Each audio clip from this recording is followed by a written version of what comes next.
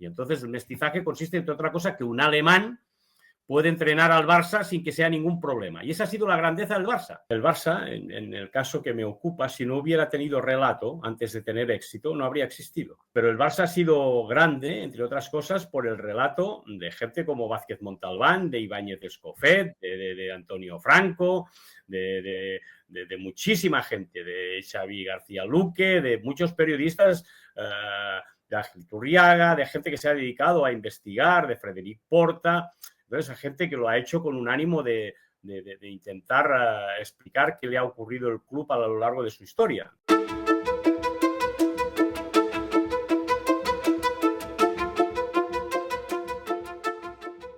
Don Ramón Besa, primero que todo agradecerle por la generosidad de aceptar la invitación y esta posibilidad de conversar con usted sobre el Barcelona, sobre el Barça, porque usted lo sabe, pero igual los elogios hay que hacerlos en público, ¿no? Y siempre decían eso, que las críticas en privado y los elogios en público. Es muy difícil que haya un barcelonista que entienda al Barcelona sin los tantos años de relato que usted ha ido haciendo a nivel periodístico, no solamente de la información, sino también de cómo contarlo. Así que agradecerle nuevamente por estar acá. Al contrario, gracias a ti. Ya sabes el afecto y la estima que te tengo y de pensar de que pues, puedo volver a participar en uno de tus programas o en una de tus conexiones, lo que tú estés haciendo. Creo que en el fondo estamos en un momento en que solo que te fías más de las personas que de las compañías, que de los grupos, que de muchas cosas, sobre todo en un momento en que es muy difícil dar la cara y tener nombre, porque la gente se ha empezado a utilizar seudónimos, ha empezado a utilizar pues maneras de esconderse por de alguna forma para así poder decir lo que les da las ganas. Uno es víctima de sus palabras, es víctima de su obra y es víctima de lo que sea, para bien y para mal.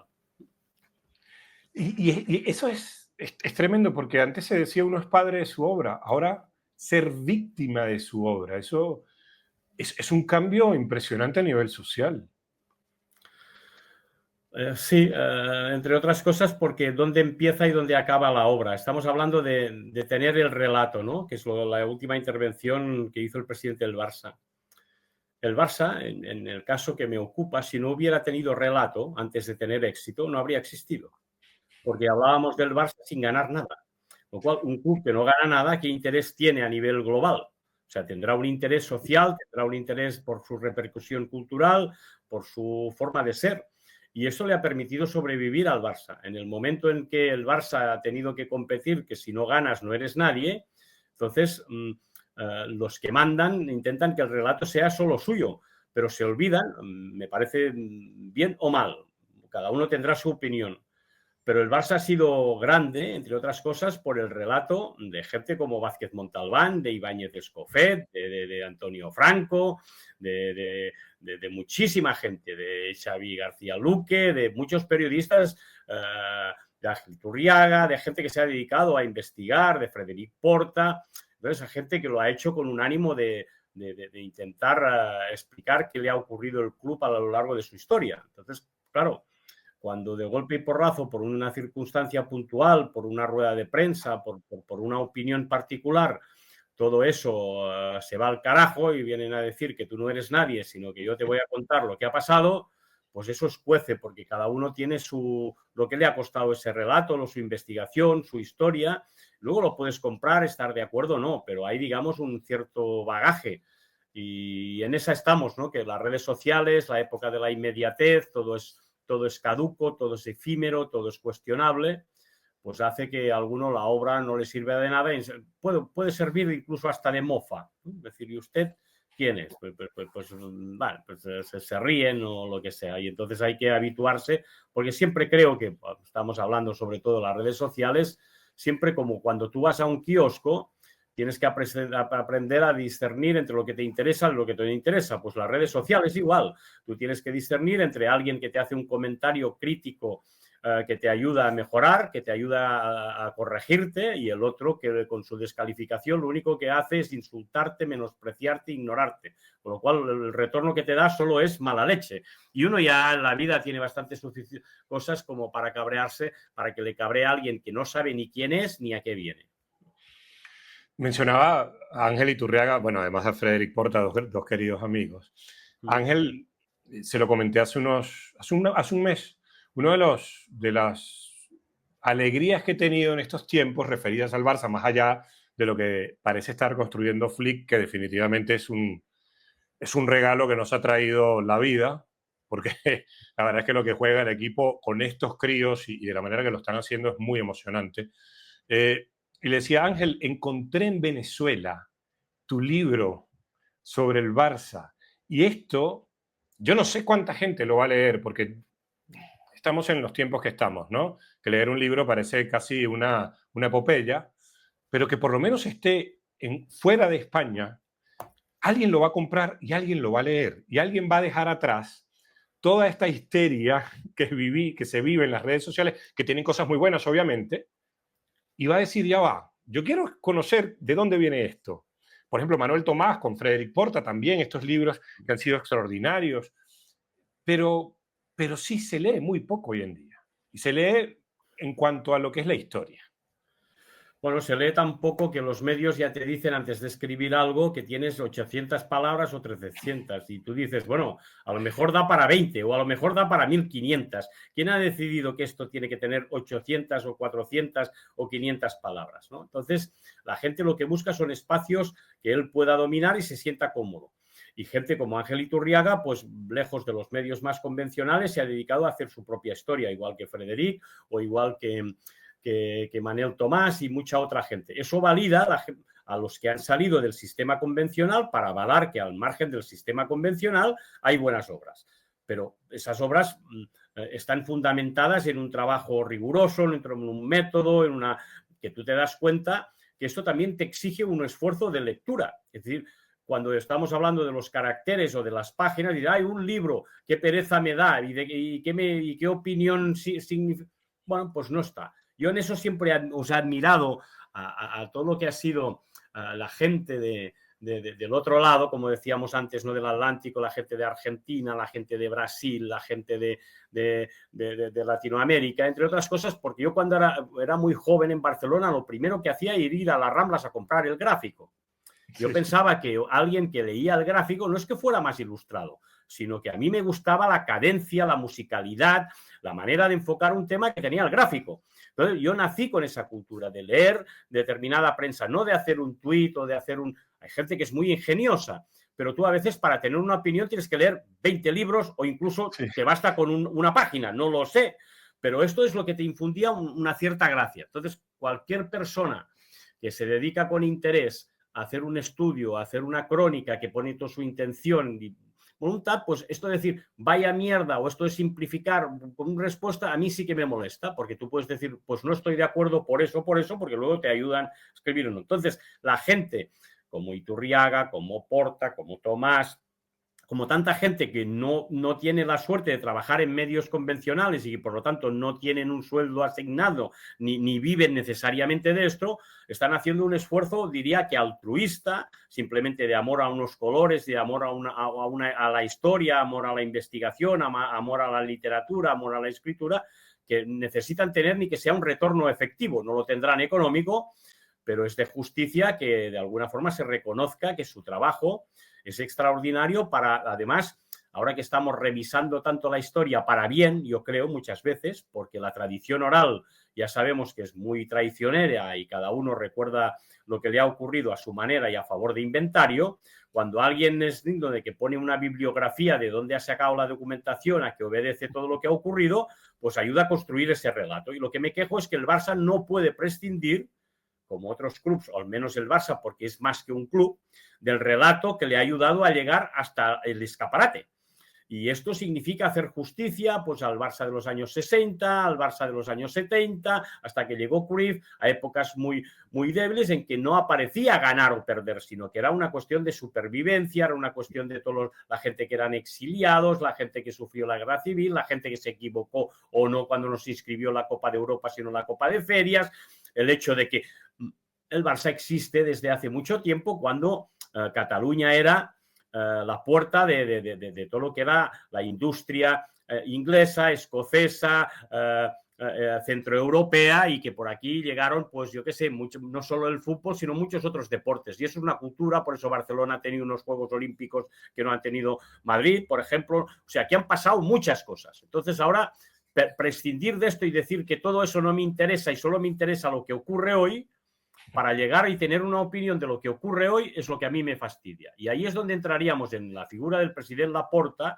porque yo creo que el presidente Laporta sí que tiene esa cultura, sí que se ha impregnado de esa cultura. Yo le reconozco como un presidente que ayudó desde cuando llegó al club en el 2003 y a cuando empezó su barcelonismo activo, digamos, en el 98, cuando la moción de censura y cuando la creación del Elefant Blau, y que de golpe y porrazo toda esa enseñanza, todo ese recorrido, pues te lleva de alguna forma a pensar de que como ya lo has vivido todo, tienes la razón de ser.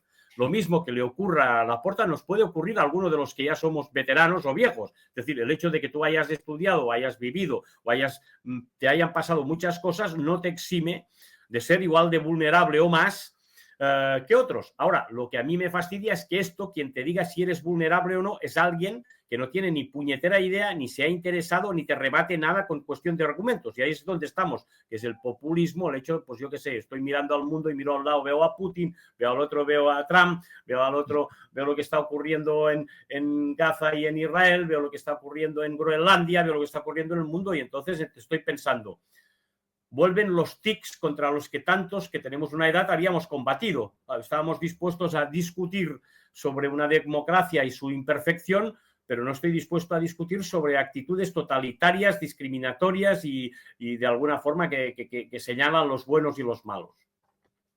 Sí, la verdad es que estoy totalmente de acuerdo porque el mundo que nos está quedando en este momento, y lo hablo también con amigos contemporáneos con usted, no es un mundo sencillo, es un mundo que tiene además tics cercanos a todo aquel momento que pudiéramos llamar la pre-Segunda Guerra Mundial, con exageraciones, con mucho mirarse el ombligo y despreciar todo aquello que está fuera del ombligo, fuera del cuerpo propio.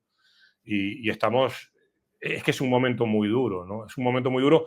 Y aquí entro en el Barça, porque obviamente después hablaremos del presidente Laporta, es actualidad, pero yo veo a Hansi Flick como una rara avis. Un tipo al que hace unos meses me preguntaron, si tú tuvieras que hablar con Hansi Flick, ¿qué le dirías? Que no aprenda castellano ni catalán. Que no aprenda, que él siga lo suyo en su manera muy germánica, pero también muy humana de conducir, y no se deje llevar por todo aquello que le va, pudiéramos llamar esta nueva versión 3.0 del entorno. Porque para mí es una rara avis. Estoy muy de acuerdo con usted, Ignacio. Primero, no es un mesías culé. O sea, eso es muy importante. A veces hay que tomar distancia cuando un problema se enroca mucho.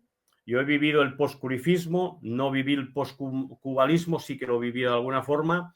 Y ahora estamos con el post-Messi, entonces a partir de aquí siempre damos vueltas sobre lo mismo y hay proyectos que se van enquistando y no hay forma de salir de aquí, cómo hay que jugar, cuál es la pócima, porque en el fútbol no tiene una receta.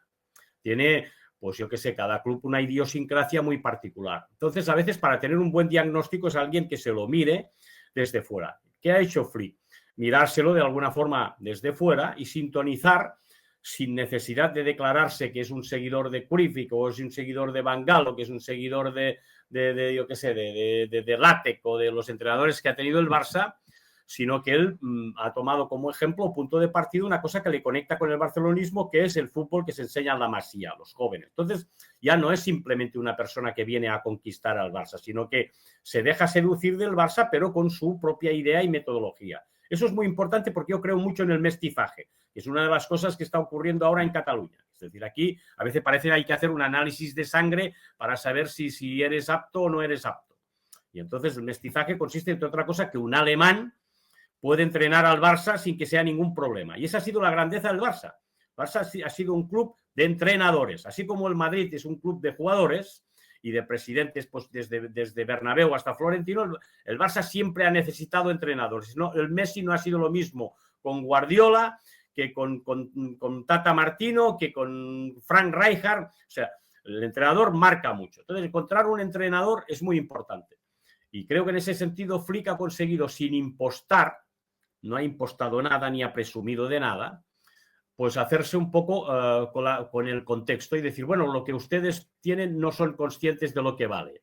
Y ha sintonizado con el barcelonismo, sobre todo con el barcelonismo más joven. Para mí este es el gran salto de calidad que ha dado Hansi Flick, que es que los jóvenes a los que vinculábamos o sospechábamos que no les interesaba el fútbol y que decíamos que solo estaban con la Kings League y que estaban con la NBA, que estaban con estas historias porque el fútbol era muy aburrido, porque no tenía pausas, porque no tenía tiempos muertos, porque no podían actuar con sus móviles, que, o sea, era más bien un espectáculo pasivo. Ahora viven más que nunca el Barça porque se reconocen en los chicos que juegan. Lamine tiene 17 años, Cubarsí, Casado tienen uno 19, el otro 21, son jóvenes. Entonces, esa es una gran revolución para atraer a los jóvenes.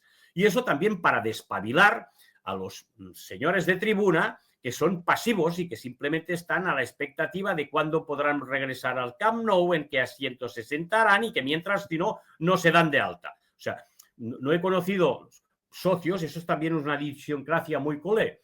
O sea, eres socio de un club que tiene problemas económicos y no solo no te cuesta ningún dinero, sino que te permiten que no pagues el carnet hasta que vuelvas a tu asiento. Hombre, esto, es decir, eso son los propietarios muy particulares, ¿eh? Lo digo, en casa tenemos 2 carnets, o sea, no estoy hablando, me estoy culpabilizando a mí mismo en ese sentido, ¿no? Es una experiencia muy culé, pero que demuestra un poco que los que están sosteniendo un poco el club es un entrenador con una idea, con unos jóvenes dispuestos con su audacia, con su manera de ser, y hijos de padres muy culés. La imagen esa famosa del padre de Cubarsí deslizándose por el campo abrazando a su hijo es totalmente contraria a la que veíamos antes cuando los padres como Piqué o Guardiola cuando jugaban que llevaban a sus hijos a celebrar los títulos. Entonces, esa es una imagen para mí interesante para decir que la juventud de hoy, que los jóvenes de hoy son muy buena gente y que no son simplemente una generación nueva a la que no entendemos. Claro, hay que darles contextos en los que nos podamos juntar. Y ese es uno. Para mí es un mérito extraordinario que cada partido que veo del Barça, y normalmente me pierdo muy pocos y in situ, es decir, no lo veo por televisión, lo veo en Montjuïc, lo veo en el campo, es esa sensación de las ganas de volver al campo. Esa es una gran decisión de Laporta, porque yo creo que Laporta sería un gran secretario técnico, porque tiene un especial olfato para el fútbol, pasó con Rijkaard, pasó con Pep y ha pasado ahora con Flick. Entonces, es Flick y el equipo es lo que hay que cuidar. Y cuando el equipo funciona, pues incluso el club puede permitirse ciertas alegrías, pero si el equipo funciona, todo es más llevadero. Entonces, en eso hay que agradecerle, como tú dices, a Flick, que no sepa castellano, pero no sepa catalán, que no milite en ninguna facción del barcelonismo, ni el nuñismo, ni el curifismo, ni el rosellismo, ni el laportismo, ni en nada, sino que sea un entrenador barcelonista, educado, buena persona, sensible y que luego dé un plan de juego que tenga viabilidad. Y eso, por ejemplo, para las cosas que te mueven, ¿no? Tú dices, del último partido que yo he visto, que es contra el Betis, yo vi que aquel equipo que suponíamos o que había empezado que solo sabía hacer el fuera de juego y la presión, pasamos a un equipo que cuando es voraz o cuando tiene determinación y se enfrenta a los grandes es capaz de ganar al Bayern de Múnich y al Madrid, y que luego además es capaz de jugar sin delantero centro. O sea, la gran novedad de los que nos gusta el fútbol y el juego de ayer es que estábamos todos dándole vueltas a que el día que no jugara Lewandowski, ¿qué pasaría? Y entonces Flick te sorprende en un partido de Copa como diciendo, sepan ustedes que yo, esa lección que ustedes me están pidiendo, yo ya la he hecho. Y no vamos a jugar ni con Ferran Torres ni con Pau Víctor, sino con Olmo. Entonces, esto, los que nos gusta el fútbol, es lo que nos divierte y lo que te permite reconciliarte con el juego. Y fue una noche maravillosa. Yo creo que la gente no percibimos ni que hacía un frío del carajo en Montjuïc, porque es un estado que hiela, ¿no? Entonces, nos lo pasamos muy bien, nos divertimos mucho y al final, cuando se acaba el partido, te dan ganas de abrazar al entrenador y decirle gracias, señor, porque lo que nos gusta es el juego. Luego, a partir de aquí, podemos discutir muchas otras cosas, pero el juego en este momento, cada partido del Barça es una aventura, cada partido es divertidísimo y eso nos engancha con nuestros hijos. Y tener los hijos al lado, en lugar de que estén concentrados con el móvil y no con el partido, es una gran conquista del equipo de Flick. Es que la gran conquista del Barça sobre todo en los últimos años, porque tenemos que hablar obviamente de que vinieron acompañados de muchos títulos, pero la gran conquista fue aquello que yo le recuerdo esa frase a Adolfo Pedernera, aquel histórico futbolista argentino, o era Carlos Peuchelli, no recuerdo cuál de los dos, que decía: hemos perdido, pero me voy a casa con la panza llena de fútbol. Y a los que nos gusta el fútbol, claro que queremos que el equipo gane. Obviamente, nadie compite a ver qué pasa. Pero cuando tenemos la panza llena de fútbol es que acabamos de ver un espectáculo. Y ante el Betis, igual que ante el Madrid, igual que ante el Atlético de Madrid, que fue un partido extraordinario. La pelota no entró, es fútbol. Es lo maravilloso de este deporte, es fútbol y no entró. Así como le entró a Grecia en aquella Eurocopa y quedó campeón, bueno, contra el Atlético de Madrid no entró. Y por eso yo creo, usted hablaba del Bayern Múnich. Flick fue un hombre del Bayern Múnich. A mí me tocó ir al Bayern Múnich. En el Bayern Múnich no tienen la Masía. Y no me refiero a que la Masía sea la única. No, porque en el mundo existen grandes centros de formación desde chicos. Pero la Masía tiene una identidad muy clara. El Bayern, claro que tiene categorías inferiores, categorías de chicos. Pero el Bayern no tiene una Masía. Entonces, cuando llega un tipo de afuera, llámese Hansi Flick, y ve todo lo que sale de la Masía, claro que tiene que estar enamorado.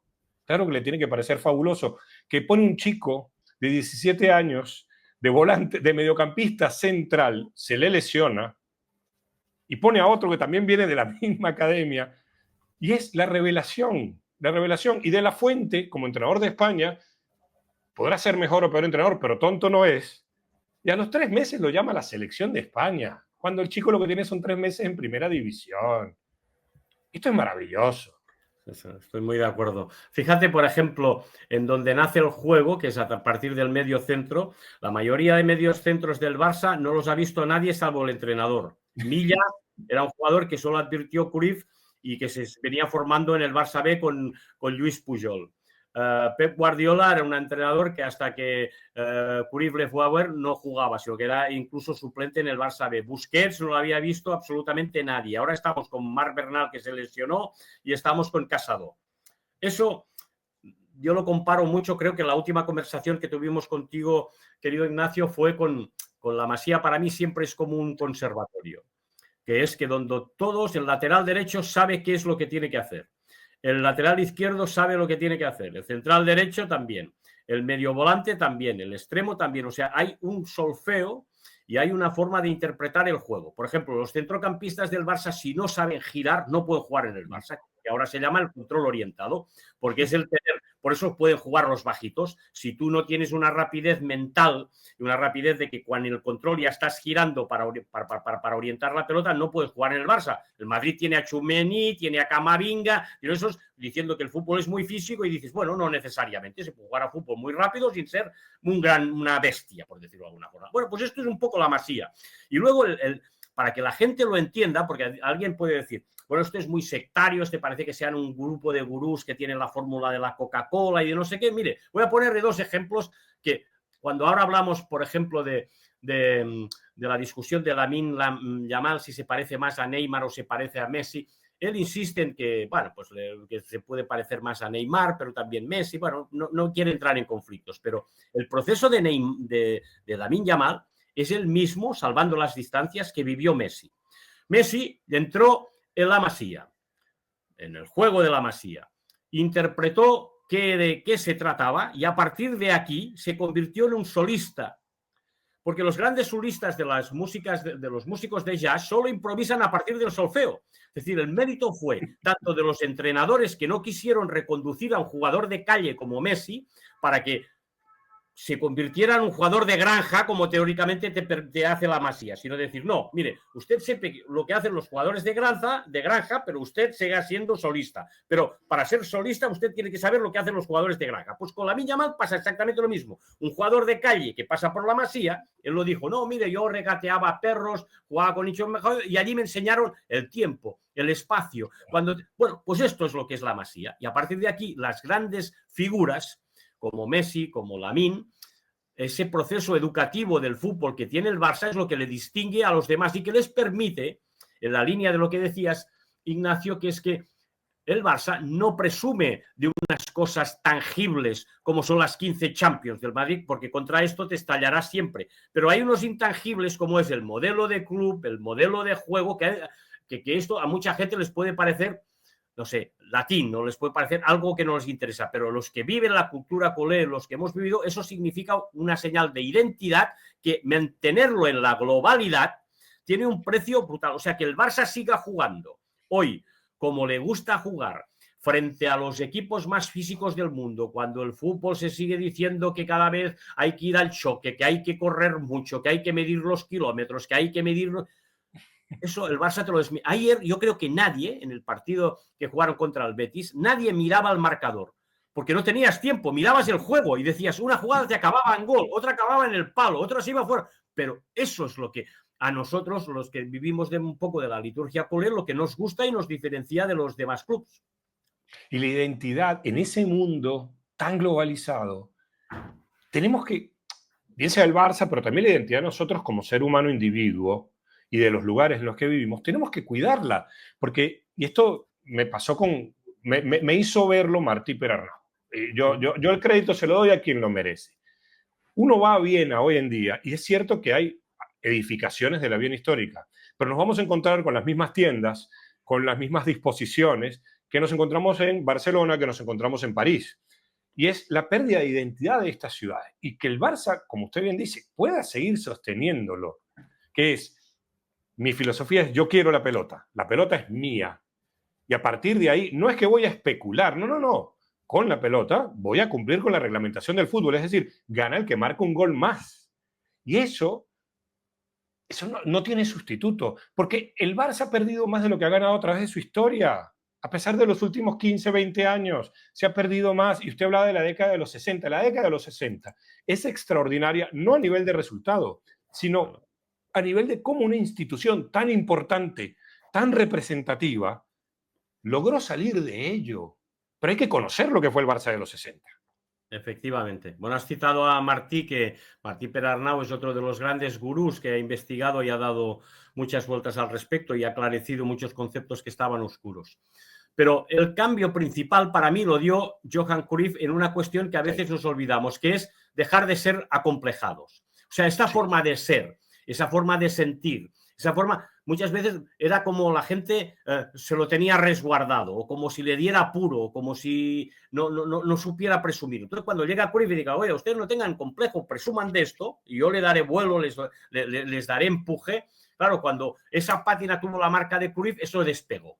Entonces ha despegado tanto que ahora ya muchas veces parecemos un club como parece el Barça, un club convencional porque tiene que ganar. Y dices, no se olviden que Cruyff evidentemente ganó mucho, pero muchos socios culés además le recriminaban a veces, me acuerdo la segunda etapa como jugador, bueno, sí, Cruyff solo ganó una liga y luego al segundo año solo tiraba fueras de juego. Y yo dije, ¿usted cambiaría esa liga por 3 ligas y jugando mal? No, claro, porque fue un revolucionario. Entonces, claro, muchas veces el fútbol no se mide simplemente por trofeos, o al menos desde el punto de vista de un barcelonista. Alguien podría considerar que esto es victimista, que esto es igual, me parece totalmente respetable. Ahora, la gente que está a gusto con esa manera de ser y decir, miren, partido del Atlético de Madrid, tú hacías referencia antes, pues fue un partido precioso, ganó el Cholo, pues en un gol en el último momento, pues perfecto.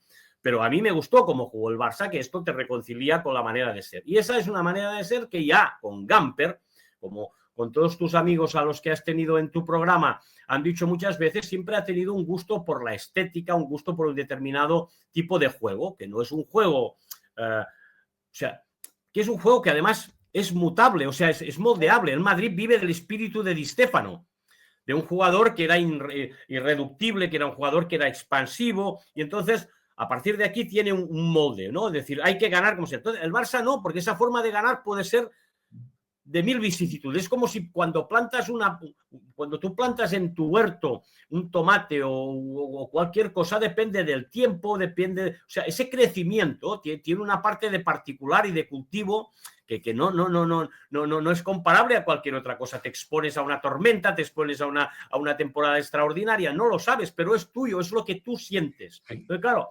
problemas incluso ahora, por ejemplo, en la crisis que vive o que puede vivir el Madrid, Nadie se la plantea porque no están acostumbrados. Ellos dicen que no vale la pena reflexionar sobre cuándo pierde porque ya volverá a ganar. Es decir, el fin justifica los medios, ¿no? Claro, esto que ahora pues yo hasta cierto modo puedo entender, lo que no entiendo es que cuando se han visto, especialmente la cultura madridista del ganador por ganar, se ha visto comprometida con actitudes, por ejemplo, fue la contratación de Mourinho.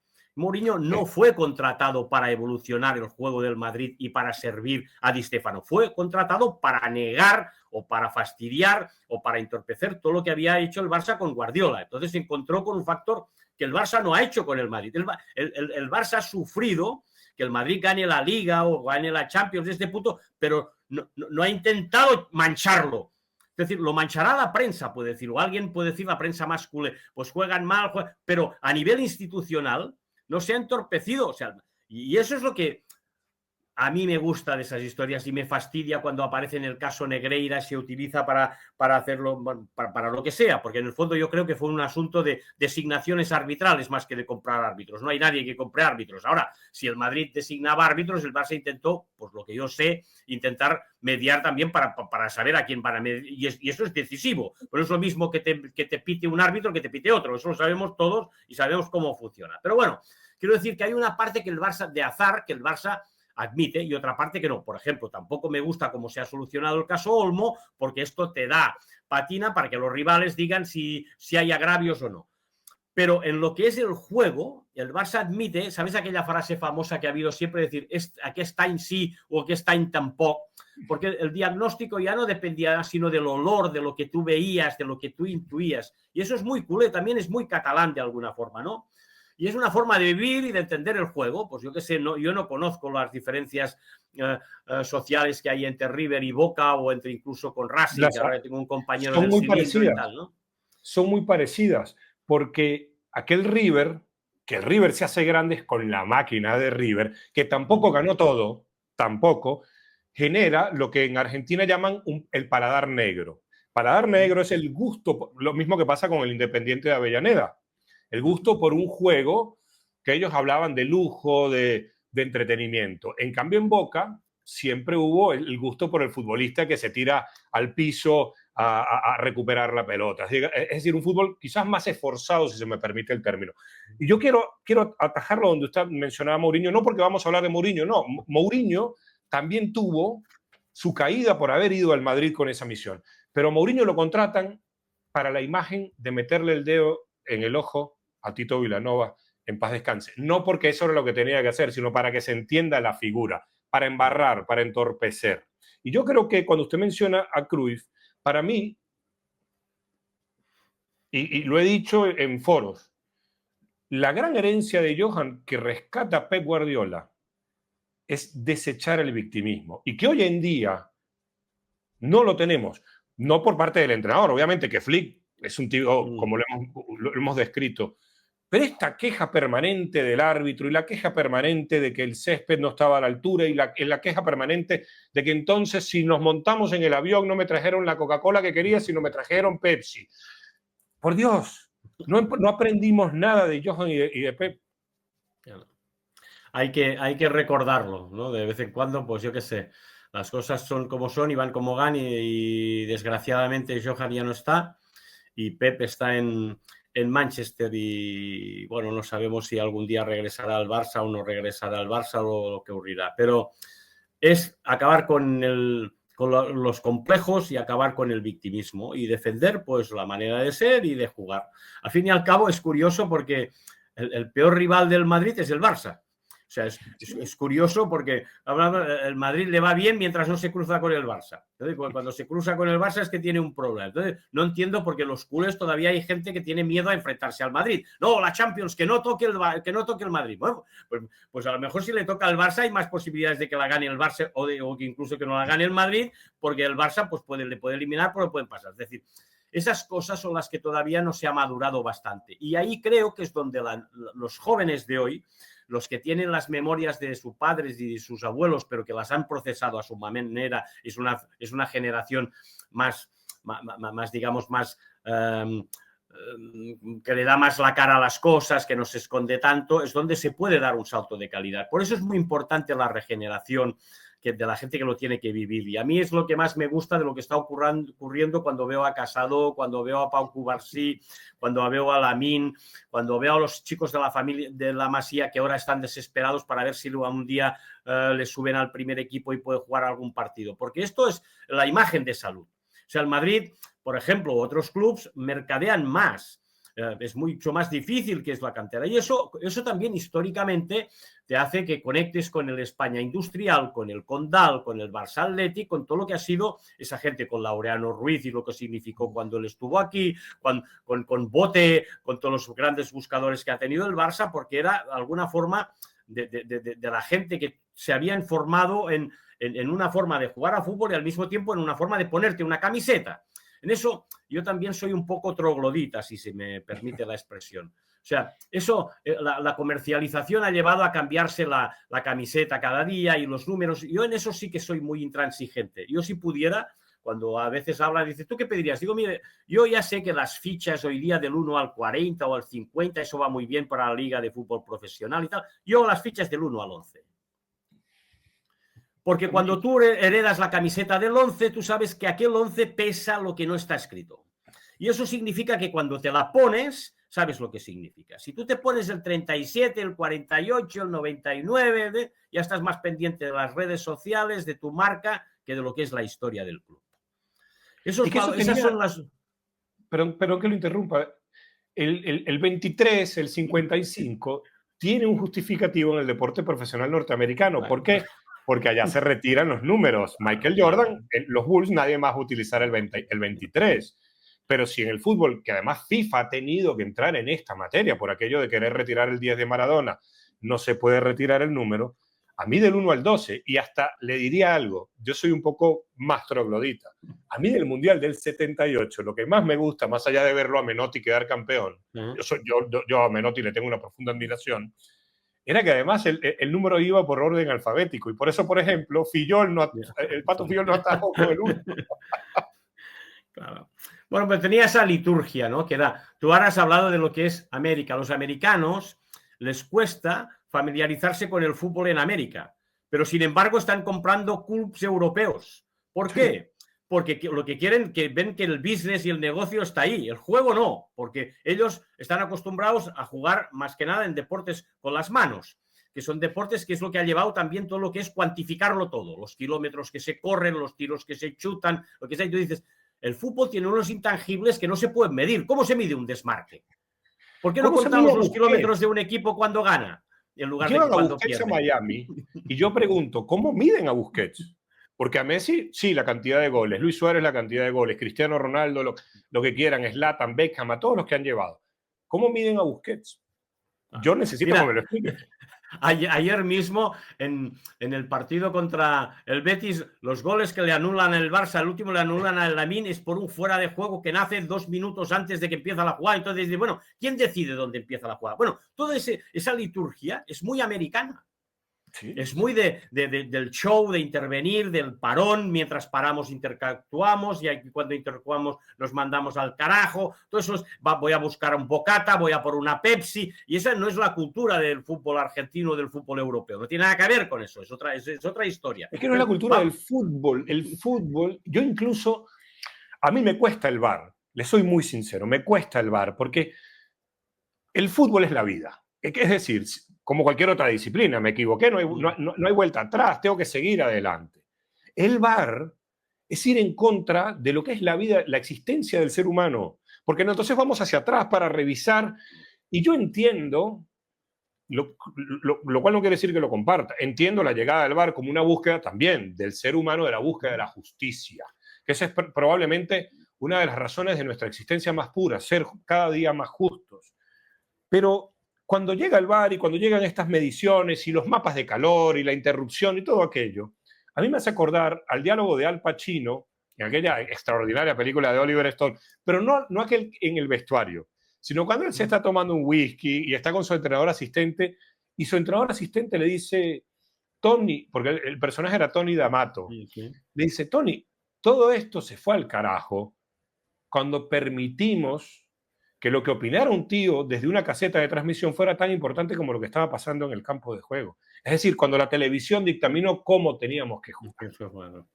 Bueno, pues un poco es eso. También estamos perdiendo, en la línea de lo que estás diciendo, Ignacio, el hecho de ir al campo.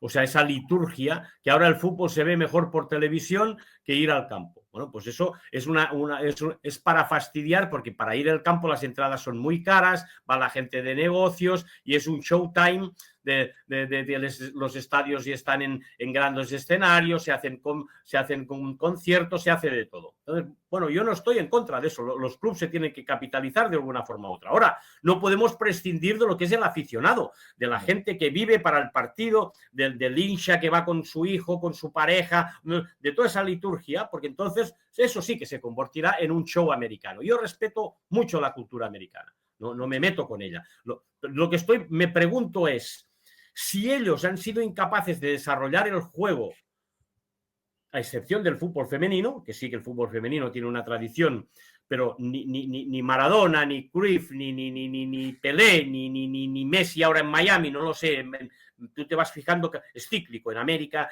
invierten en fútbol, pero el fútbol le cuesta mucho crecer. ¿Por qué les interesa tanto el fútbol en Europa? Es decir, bueno, pues les interesa especialmente por la mercadotecnia. Entonces, vale, sí, perfecto, vamos a hacer mejor el producto, pero por favor, no adulteren el producto. Es lo que está pasando con el periodismo. Ahora las empresas están llenas de gente que tiene muchas ideas de marketing, pero si no hay noticias, si el periodismo no está mal hecho, es una mierda, no lo venderás ni un periódico, y no se dan cuenta. Lo primero que hay que invertir es en periodismo, no en mercadotecnia. Pues en el fútbol es igual. Usted, para poder vender bien, tiene que tener un buen equipo, y el equipo tiene que jugar a fútbol, tiene que tener su hinchada, tiene que tener su estilo, tiene que tener sus cosas. Luego lo venderá a partir de esa idea. Ahora, si usted pretende vender, yo qué sé, como decimos en catalán, garzas por perdius, o sea, por perdices, pues entonces eso no tiene ningún sentido. Y eso es un poco donde estamos, ¿no? En ese momento en que dónde está la identidad de un equipo, en qué se distingue, más allá si las camisetas, y antes sabías por la camiseta y ahora se la cambian cada partido, si antes distinguías por su forma de juego y ahora los jugadores ya no representan aquel estilo. Si todo eso se globaliza, y la globalización significa perder la singularidad, si no vamos a distinguir a un hincha de Argentina de un hincha de otro club en un mundial.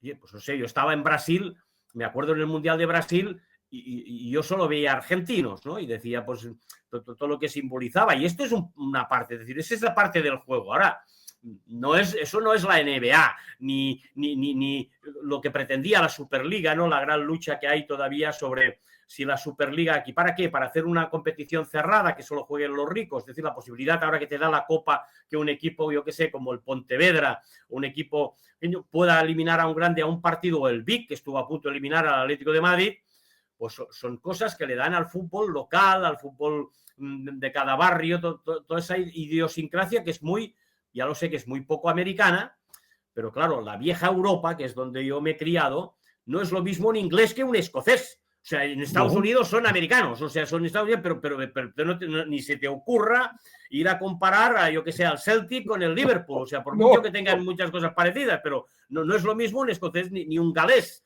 ni es lo mismo alguien que juega en el Dortmund que alguien que juega en Baviera con el Bayern. Ni es lo mismo uno que juega con el... O sea, eso no son franquicias, eso es otra historia. Entonces, si esto no se tiene en cuenta, y vamos a acabar en que nos da igual simplemente porque vamos a poner una pantalla de televisión, y con la pantalla de televisión vamos a ver una serie, y va a ser una serie futbolística, conmigo que no cuenten. Bueno, yo ya estoy... me quedan menos años de vida de los que ya he vivido, y por lo tanto no sé qué, pero conmigo que no cuenten. O sea, no, el fútbol es ir... Ayer, justamente cuando antes de ir el partido, mi esposa me decía, ¿dónde vas? Dice, voy al campo. Y dice, bueno, pero al campo, pero hace mucho frío, ¿no sería mejor? Podrías hacerlo aquí, el partido es muy tarde, además tienes que cerrar muy pronto, luego te pones nervioso, que te vayas a llevar al campo. Digo, miramos, el día que no me levante el sofá es que estoy muerto. Entonces, no, eso lo siento, creo que esto es lo que nos vincula al juego. Nos vincula al juego, tú puedes ejercerlo como espectador un día, pues, pero el hecho de militar por el juego, de defender por el juego, de sentir el juego, de exigir el juego, y de cuando sales y dices, si no he tenido ni frío, me lo he pasado pipa, te acuestas a las 2, a la hora que sea, te levantas con 5 horas, pero tú has percibido, y luego empiezas a discutir con tus amigos si el falso 9, si 2-9, si por aquí, si... Bueno, esto es lo que nos gusta. Hay gente que puede pasar, que puede pensar que somos una banda de majaretas o de trogloditas, es mucho mejor pillar un libro y muchas... Bueno, mira, justamente hoy tenía, permíteme la disección sobre, cuando hablábamos de los alumnos que hoy día, estaba hablando con un profesor universitario en una comida que hemos tenido, decía de la dificultad que tenía para los alumnos que leyeran, ¿no?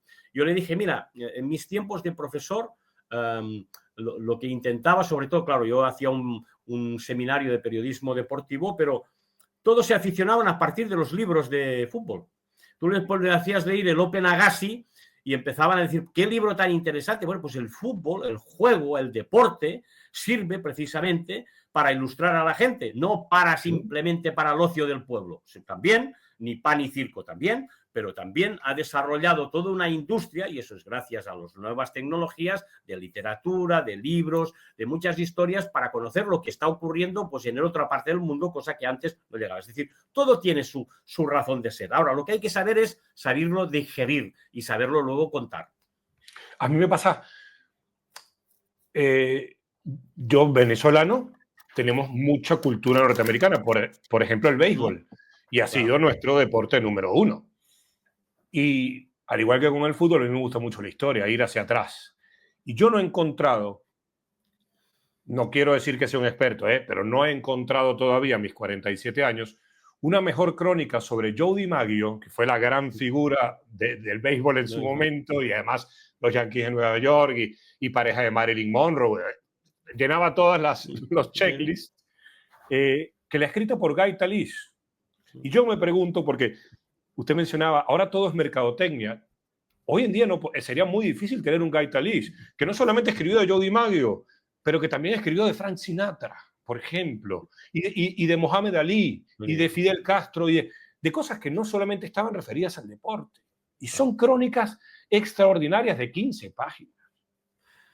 Mira, yo descubrí América a través de la biografía de Muhammad Ali, porque entendí lo que eran blancos y negros, lo que era Vietnam, y lo que eran muchas cosas de la vida, ¿no? El deporte, como dicen, el deporte no es política. Claro, el deporte que es política, claro que lo es. Claro, el deporte sirve para muchísimas cosas. Pero mira, ahora que citabas Venezuela y el béisbol, yo recuerdo, que es lo que te enseña la vida, recuerdo como una conversación con Aguirre, con el Vasco Aguirre, cuando entrenaba a Osasuna, me dijo, ¿a usted le gusta el béisbol? Digo, no le conozco el gusto. Digo, bueno, pues mire, vamos a hacer una cosa. Yo le concedo la entrevista ahora, pero hágame el favor de mirar un partido de béisbol y nos volvemos a ver otra vez y concedo otra entrevista. Porque quien sabe de béisbol sabe de todo. Pero claro, me empecé a aficionar a cosas del béisbol y ahora estoy leyendo, no es que sea un entendido del juego, pero procuro saber qué es lo que ha ocurrido en béisbol. Además, con un compañero, Adrián Paenza, un compañero argentino, pues Adrián Paenza, pues fuimos cuando él en Chicago nos invitó a ver un par de partidos de béisbol, ¿no? Entonces, claro, la cuestión es ser curioso. Claro. ¿Qué es lo que somos los periodistas? Es decir, sí, esto del béisbol, ¿de qué va? Pues mire, DiMaggio fue esto, pues mira, hay una crónica de Guy Talese, pues mire, hay aquí un partido... Bueno, es la historia y a partir de aquí es cuando tú interiorizas. Pero eso, lo demás, lo que muchas veces cree la industria, en lugar del conocimiento y del activarte, es la pasividad y de mirar y de contemplar y no intervenir.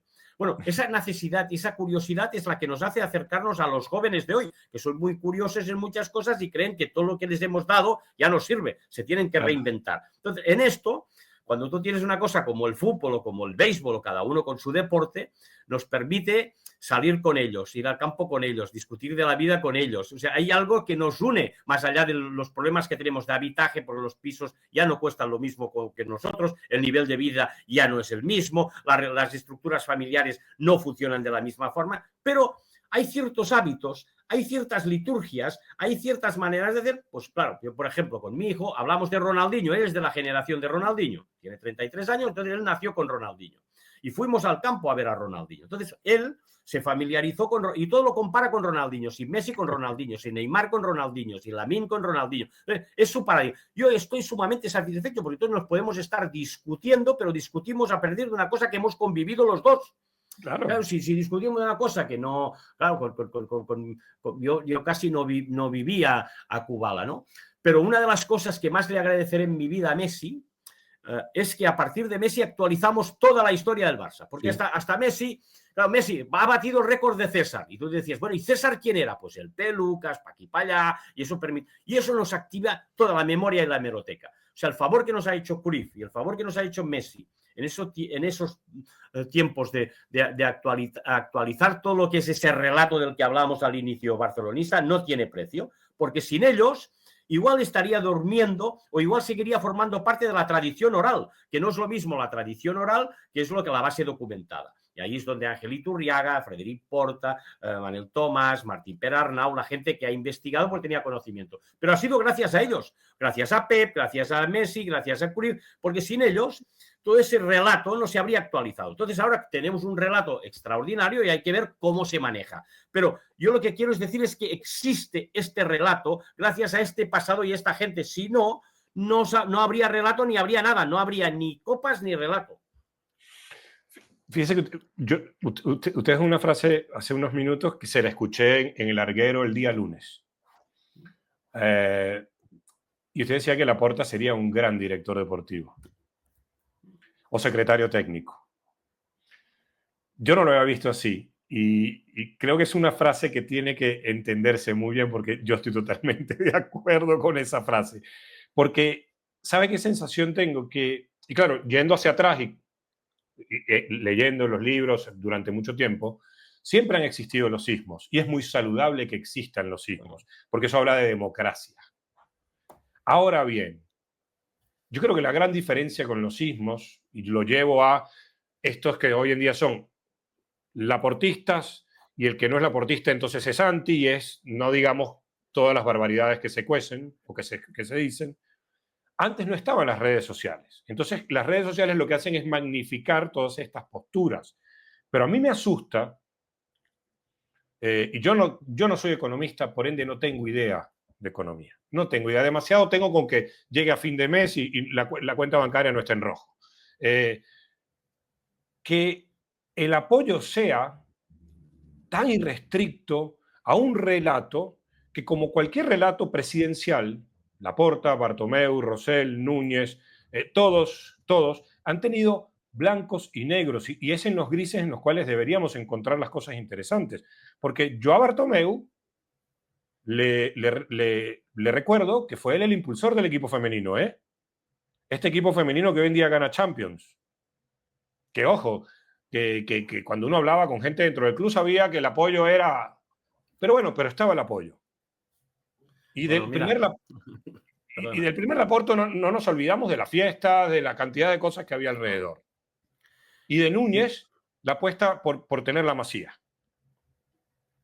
Es que es así de cierto, ¿no? Deberíamos, quizá cuando más mayor te haces, como es mi caso, tienes una cierta tendencia a revisar lo que ha pasado y lo que ha ocurrido y el porqué de los enfrentamientos. Eso también es muy propio del barcelonismo y de Cataluña, porque siempre os digo que es una sociedad dual, ¿no? Blau-grana, Seny-Rauscha, mar-montaña. Es decir, no es como el Madrid, que es blanco, pues es blanco y no hay más. Es la capital de España, no hay más. Aquí hay muchos grises y hay muchos matices. Y cada presidente ha tenido su historia.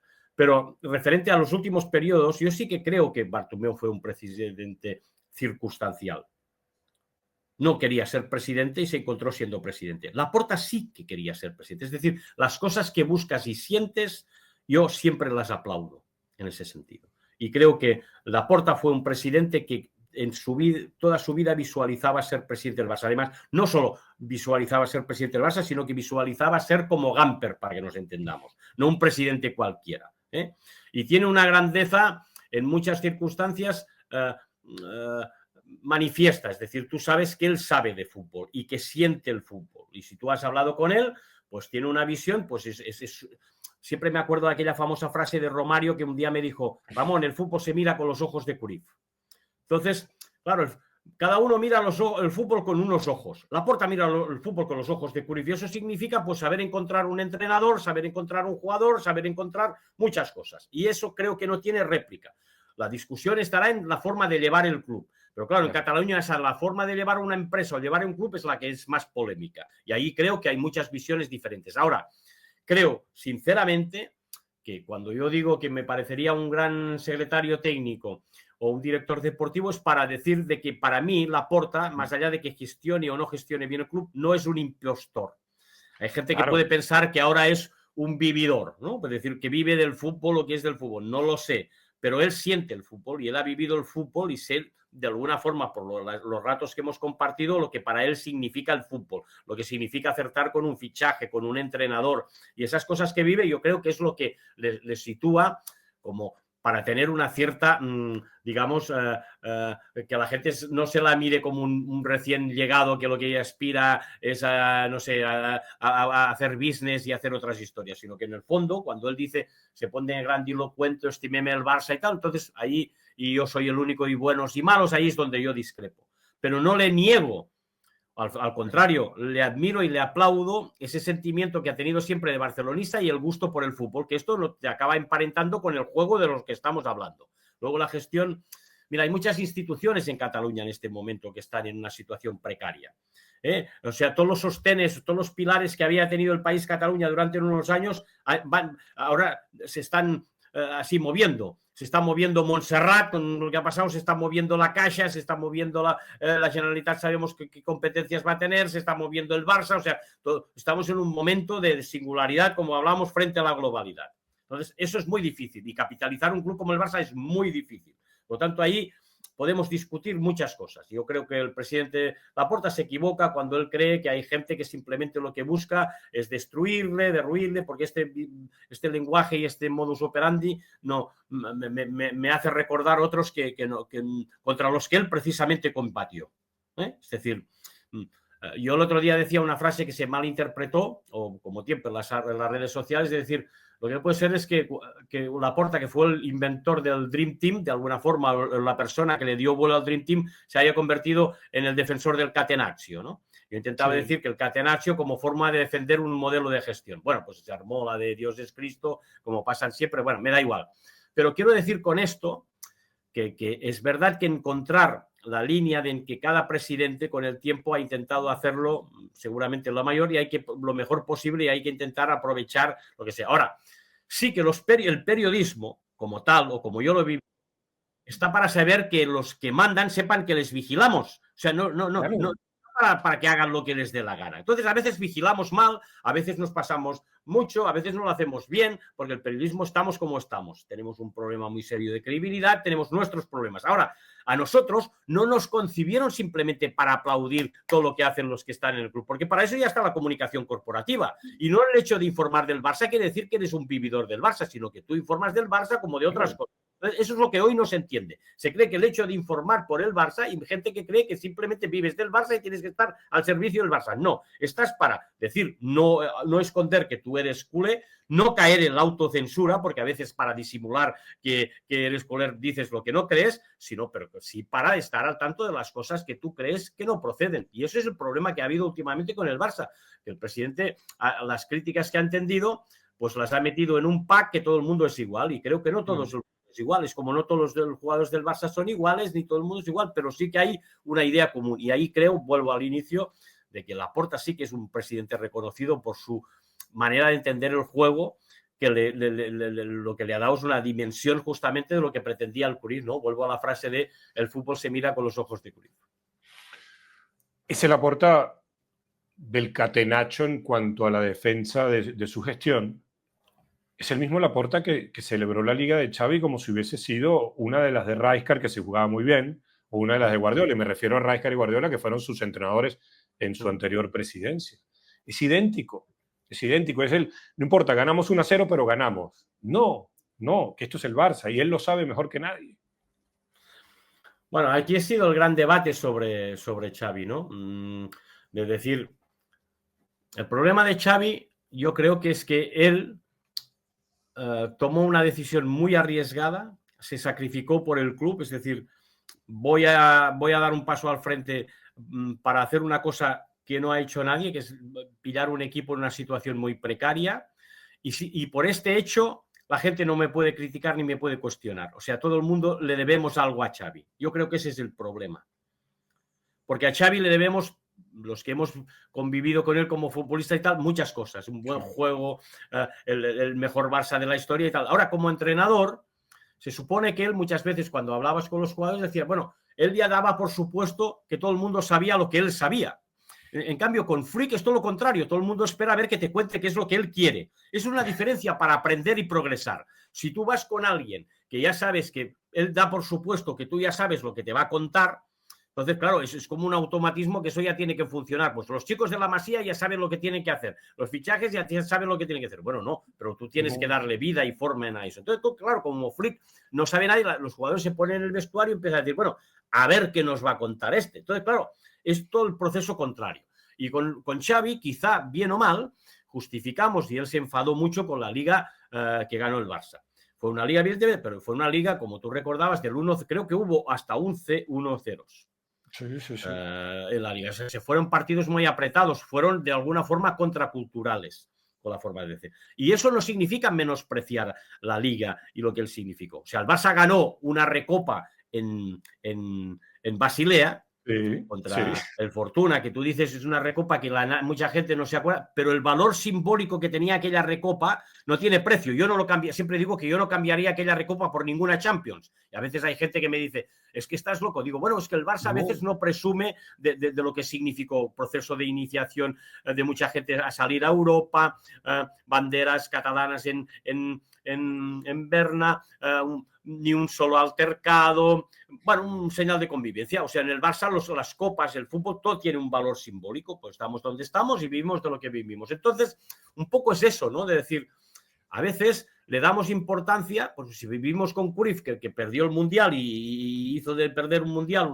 un gran hecho, pues bueno, seguimos mirando el fútbol de esta manera, no lo miramos como lo miraba Di Stéfano. Entonces, hay que aceptar, y ahí creo que se negoció mal, que lo que no podríamos hacer entre todos, ni la crítica periodística, ni el barcelonismo, es obviar o de alguna forma no guardar el duelo. Claro. Guardar el duelo significa respetar a las personas que han hecho grande a este club y saber cómo darles la salida que se merecen. Ha pasado incluso con Messi, que Messi pues salió como salió, llorando. Estamos diciendo, pues claro, Messi, pues alguien dice, ¿cómo es posible esto? ¿No? Pues siempre sostengo, contrariamente a lo que piensa el club, de que para presumir de lo que ha tenido el Barça, a excepción de Pelé, que siempre jugó en el Santos, ha tenido casi a todos los jugadores que han cambiado la historia del fútbol, o de los que son más importantes. Podemos hablar de Di Stéfano en su manera, jugó en el Madrid, pero recuerdo que la sentencia del gobierno era que jugara un año en el Barça y un año en el Madrid, y el Barça dijo, para ustedes se lo quedan, lo cual quiere decir que la sentencia que tomaron algunas dudas debía tener para lo que pasó. O sea, vistió la camiseta del Barça, el Barça lo vio, yo lo incluyo que ha tenido algún vínculo con el Barça. Estamos hablando de Maradona, estamos hablando de Cruyff y estamos hablando de Messi. Y a partir de aquí podemos añadir Ronaldinho. Entonces, la evolución del fútbol la puede seguir por los futbolistas que han jugado en el Barça. Eso para mí no tiene precio. Yo no lo cambio pues, de alguna forma por las 15 Champions del Madrid. Y alguien me dirá, bueno, es que eres un ventajista, lo que sea. Bueno, cada uno se familiariza con lo que sea. No lo he vivido porque yo he hecho las crónicas y he estado en el Barça y yo no negaré que tengo un vínculo emocional con lo que yo he vivido y con el Barça. O sea, yo no puedo negar, como ahora se dice, no, es que tú eres del Barça y entonces no puedes hacer crónicas y tal. Bueno, yo soy del Barça, pero el hecho de ser próximo al Barça no me exime de que si yo veo una cosa que juegan mal y no me gusta, de decirlo. No porque sea del Barça voy a disculparlo todo. Y eso es el problema que ocurrió con Xavi. Es decir, el hecho de ser crítico o de decir que no te gustaba cómo jugaba el Barça y tal, se tomaba que, hombre, uno de los míos, eso no lo puede decir. Y entonces dices, ¿qué significa ser de los míos? Es que nosotros no pasamos lista. Lo que se hace en cada club, tú harías un trivial en Boca, en River, no lo harías por los lo harías por jugadores, lo harías por otras historias, no lo harías simplemente en decir en qué consiste militar o en ser de. Y el periodismo un poco hemos confundido esto. O sea, cubrir la información o sea, los periodistas políticos que están cubriendo la guerra bueno, ahora esperemos que haya un alto el fuego entre Israel y Gaza y Cisjordania, no pueden ser neutros. No. Pueden ser objetivos, serán más pro-palestinos o serán más de Israel o serán lo que tú quieras. Intentarán explicar lo que está ocurriendo más allá de lo que sean sus sentimientos. Ahora, claro, si informar del Barça de un Barça-Madrid o de un Barça-Atlético de Madrid significa a justificar lo que haga el Barça, gana o pierda, pues entonces conmigo no cuenten. O como mínimo no quiero tener ninguna relación con la gente que cree que si soy un vendido a Madrid, que si me paga el grupo Prisa, que si soy un impostor, que soy... No, oiga, yo soy lo que soy y cuento lo que sea, pues no me lea. A mí lo que más me fastidia de esas cosas, de las críticas, muchas veces es que gente que ni ha leído y no sabe simplemente por la cabecera o porque te parece con alguien, pues te mandan al carajo. Y eso es un poco lo que ha pervertido de que muchas veces aquella fiscalización que se hacía de los proyectos, tanto políticos como económicos como deportivos, que tenían una cierta razón de ser y que ayudaban a corregir situaciones, se ha perdido. Entonces, a partir de aquí la situación es más compleja y Xavi acabó siendo víctima de esas cosas tan catalanas y tan barcelonistas de si el juego, de que si me ha dicho, que si no me ha dicho. Creo que sinceramente porque él siempre creyó, y creo que tiene una parte de razón, que él se había sacrificado mucho por el Barça y que por lo tanto esto era un comodín para que nadie le criticara, sino para que toda la gente lo aplaudiera. Y esto ya lo vivió como jugador, porque Xavi antes de triunfar pues recibió lo que recibió muchas veces sin razón. Nosotros somos de unos tiempos, y me incluyo porque mi generación, al igual que la suya, en la que si a mí no me gustaba lo que aparecía en determinada estación de televisión, la cambiaba o cambiaba el dial.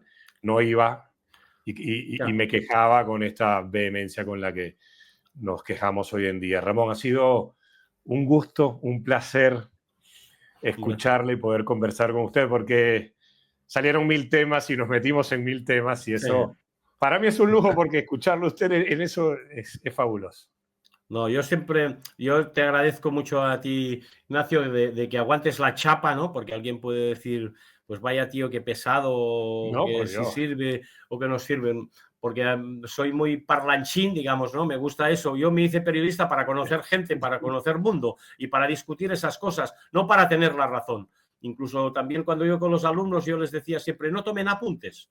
O sea, si ustedes tienen que tomar apuntes, significa que estarán más pendientes de lo que escriben, de lo que digo. Entonces, ustedes se acordarán, si yo les digo una cosa interesante, no se apuren, que al final, cuando acabamos la clase, ustedes ya dirán, me ha dicho esto. Si usted tiene que tomar apuntes porque dices, no me voy a acordar, será que lo que yo le digo no me gusta. Entonces, siempre aprendo porque conozco a gente, me gusta hablar de esto y es un placer, sobre todo, con gente con la que no tengo, como contigo, Ignacio, un trato tan frecuente, ¿no? Con otros demás ya están... Yo ya soy el abuelo cebolleta, tengo una edad y de mi generación quedamos pocos ya, ¿no? Por desgracia. Y ahora ya este mundo pertenece a otra gente. Pero me resisto a claudicar. Aunque quede yo solo, sigo contando mis historias, sigo explicando cómo veo yo al Barça y mientras... Es que no sé hacer otra cosa.